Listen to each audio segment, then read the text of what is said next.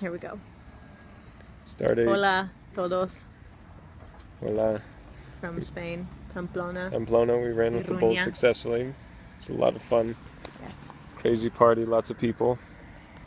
Lots of interesting people. Lots of interesting people.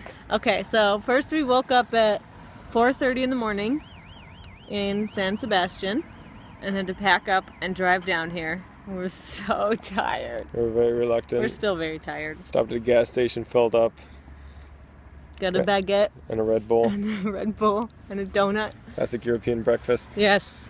Drove here, took about an hour. Drove to our hotel, which is a little bit outside of Pamplona, and what's the name? Orcoyan? Some The hotel? Basque name for the town. No, Oh. Orcoyan, I think is the name of the town. Well, I guess we should find that out because we have to go back and find our car and our stuff. Right. So we pull up and we have no idea where we're going, only that we're like outside of the town and need to get into the town to get to the bull run, wherever that is, somewhere in Pamplona. Yeah, so we got to our hotel, saw some people sitting and waiting at a bus stop who had red bandanas on and white pants. So we figured they were good people to follow. So we just blindly followed people wearing red and white, which is everybody. Everybody is in red and white, even people who are not like at the festival. Just a group of like 10 people walked by us in red and Yes, white. we didn't put ours on at first because we thought it was embarrassing, and then we were the only ones who didn't have ours on, and that was embarrassing. And some of the people were disgusting because they've been here for a day or two already and went yesterday and are like covered in wine and BO stench and like, I don't know if they even slept. I don't know why they even bothered going back to their hotels. Sleep on the park bench. So yeah, we rode the bus in. Everyone was like amped and... No one knew when to get off the bus. No one knew when to get off the bus. Everybody just followed each other. So we guessed right. So when the biggest group of people got off the bus, we just hopped up and left. Again, no idea where we were going. We followed Spanish speakers.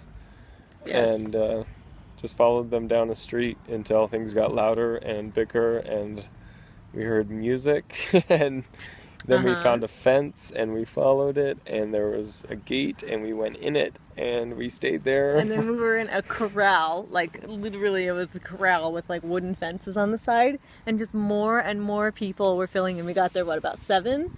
And they don't open up the other side of the corral until 10 minutes to 8. Well, they closed it at 7:30. Yeah, so they closed the corral at 7:30, and it was just, I mean, like, so it got stomach jam-packed. to back. Ryan was spooning with this super drunk guy from Morocco, who was... He was a nice guy. It was hilarious. Who was like, yeah, we just love to live life, you know? And he said, I'm from Morocco. And Ryan said, Morocco? No, Morocco. Morocco? No, I'm saying Morocco. Yeah.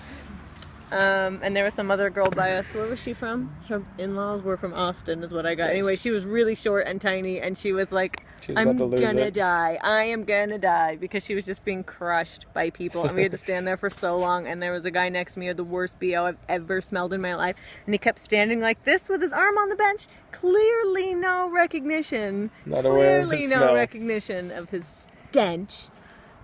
It was terrible. So then 7:50, they open up the front gate and people can start to spread out. And apparently you can spread out like basically all the way from the front to the arena. Up the run. Yeah.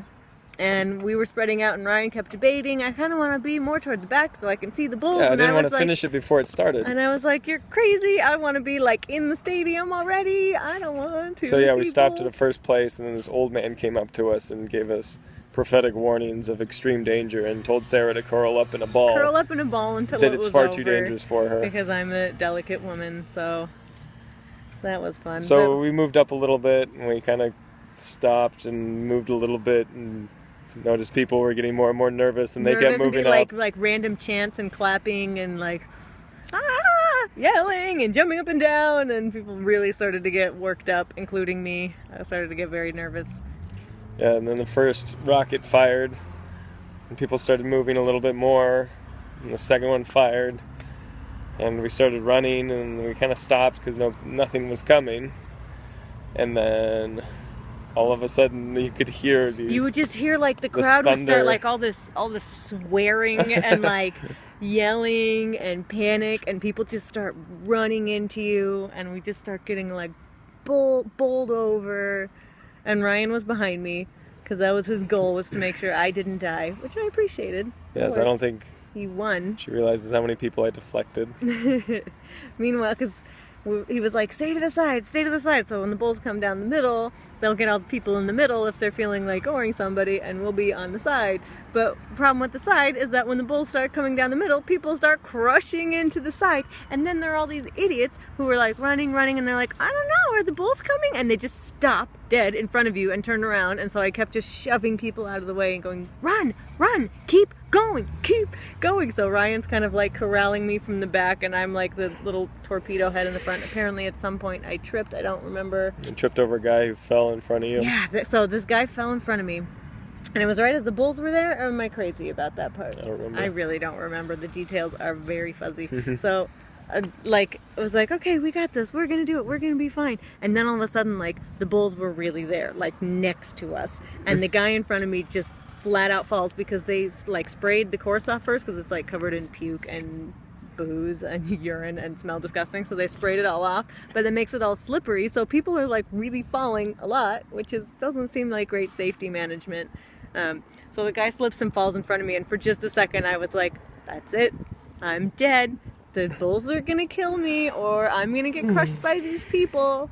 Tired, if you didn't notice. But then Ryan picked me up, and we kept going, and then all the bulls went by, and all the crowd behind the bulls of everyone was like, and Ryan asked some lady, is that it? Is that all the bulls? And she said, I don't know. And like, as soon as we thought the bulls were all gone, seriously, my heart was pounding so hard because my adrenaline stopped pumping at a ridiculous rate straight into my heart, and I just felt like my heart was going to explode, even though I wasn't even running that hard. I wasn't running hard at all, because like, you can't, because there are people in front of you.